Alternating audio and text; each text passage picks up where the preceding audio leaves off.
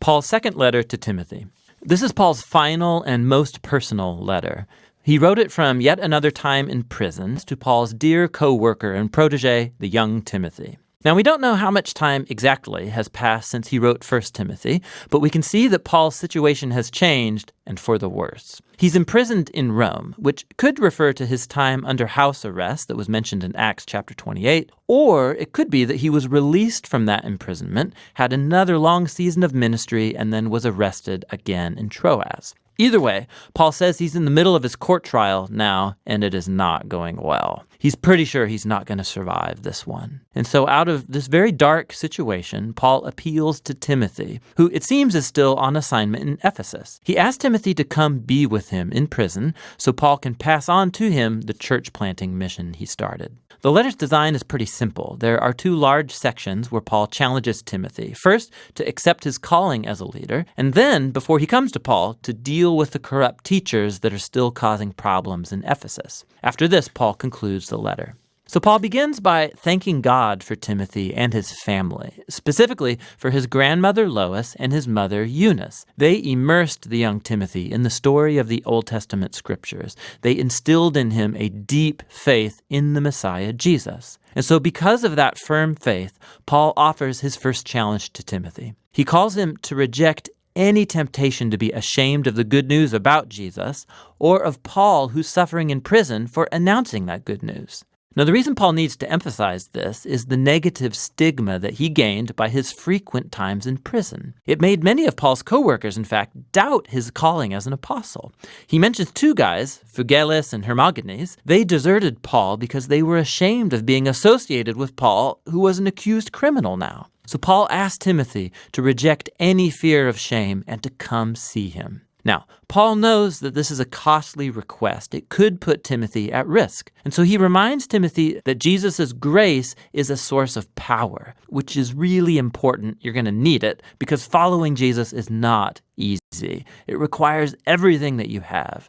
Paul likens following Jesus to enrolling as a soldier who's striving to please their commanding officer. Or it's like an athlete who's training their body for a competition. Or it's like a hardworking, dedicated farmer. All three of these metaphors involve a person who's committed to something bigger than themselves and who's willing to sacrifice and endure challenges to accomplish a greater goal.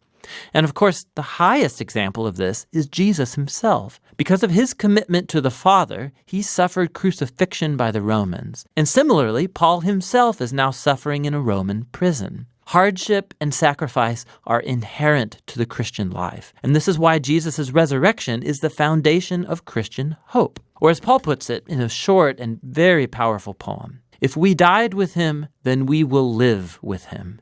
If we endure, then we will reign with him. If we deny him, then he will deny us. If we are unfaithful, he will remain faithful, for he's unable to deny his own nature. God's love for our world has opened up a new hope through the death and resurrection of Jesus. And so for those who will take the risk of trusting and following Jesus, God promises vindication and life. For those who reject him, God will honor that decision and do the same. But people's faithlessness will never compel God to abandon his faithfulness. And so Paul calls Timothy to faithfulness, knowing that it may come with a cost. Paul moves into the second half of the letter, calling Timothy to confront the corrupt teachers in Ephesus before he comes to Rome. Their teaching is spreading in the Ephesian church like a cancer. They've targeted and corrupted a number of influential women in the church. These are likely the wealthy women that Paul had to deal with in his first letter to Timothy. He doesn't offer much detail about the teacher's bad theology. Timothy already knows about it. But he does give us one hint. He says they teach that the resurrection has already taken place. Now, we don't know if the teachers are following a Greek philosophical rejection of the whole idea of bodily resurrection, and they think it's only really about spiritual experience.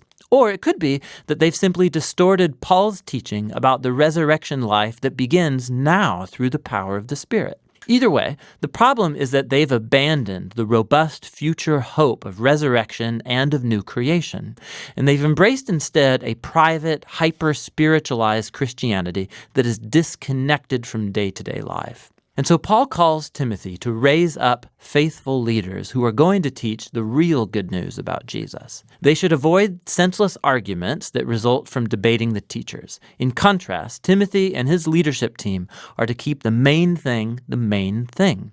They should focus on the core storyline and message of the Scriptures, which in Paul's day meant primarily the Old Testament. These Scriptures, Paul says, are able to give you wisdom that leads to salvation through faith in the Messiah, Jesus. He's saying the whole point of the Scriptures is to tell you a unified story that leads to Jesus and that has wisdom to offer the whole world. Then Paul talks about Scripture's nature and purpose. He says all Scripture is divinely breathed, literally God-spirited. It's a reference to the Spirit's role in guiding the biblical authors so that what they wrote is what God wanted his people to hear. And God speaks to his people in the Scriptures for a very practical purpose. He says they're useful for teaching, telling me things I didn't know before.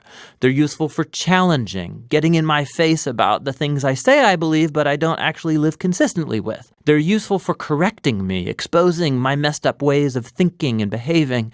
And they're useful for training me in righteousness, showing me a new way to be truly human. And this is all so that God's people will be prepared for doing good. Paul closes the letter by reminding Timothy that he's probably not going to make it out of prison alive. So he asks Timothy to come as soon as possible before winter.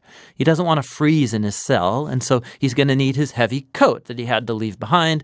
And also, could Timothy please bring those personal documents that he left in Troas, likely when he got arrested. He also mentions Alexander, who's an especially dangerous man that Timothy should avoid. He's probably responsible for Paul's most recent arrest. Paul concludes by mentioning how nearly everyone's abandoned him in prison, and his only source of comfort now is the personal presence of Jesus, who stands with him and will deliver him even if he dies. And so the letter ends. The letter of 2 Timothy stands as a reminder that Paul's very influential life and mission were marked by persistent challenge and suffering and struggle.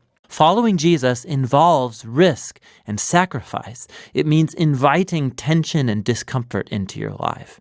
And these things are not a sign of Jesus' absence. Rather, as Paul discovered with generations of Christians after him, that precisely in those dark and difficult moments, Jesus' love and faithfulness can become the most tangible and real. And that's what 2 Timothy, Paul's final letter, is all about.